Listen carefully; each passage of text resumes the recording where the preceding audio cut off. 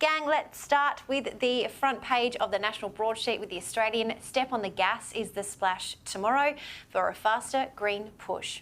Chris Bowen and state energy ministers will speed up the rollout of renewables, gas-proof Australia and minimise electricity market shocks under a national plan focused on slashing emissions. The strategy, expected to be signed off by energy ministers during a 6-hour meeting in Canberra on Friday, will commit to accelerating a whole-of-system plan for the national electricity market and driving investment in modern power networks. Erin, we saw a bit of a sneak peek into this plan with a press conference with the Energy Minister this afternoon. This should be a very interesting meeting. I wonder what WA's Energy Minister will have to say. I'm pretty sure he'll say, gang, we could show you how, we could give you the blueprint, but you go ahead and do your own.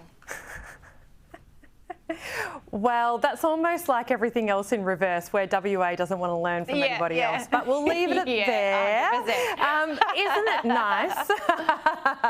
We can say that. We're from there. Look, I think this is really nice to see the federal government and state governments working together of all shapes and sizes. So that's a really positive thing. And you know, we've had such difficult years of things like national cabinet and so on.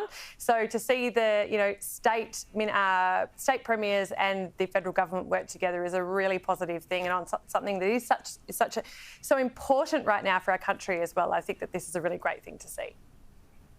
Just one quick one for you, Erin, though. Would you kind of like the job summit, which we're going to see in September, which I know is going to have business head honchos attending, would you have liked to see business be a little bit more involved with this policy development? Yeah, well, look, I'd hope that business is being consulted, and absolutely no doubt they are going to be making themselves involved regardless of whether or not they're invited along to some meeting. So I think the idea that business is completely removed is absolutely not how our public policy functions work in large corporate resources companies in Australia.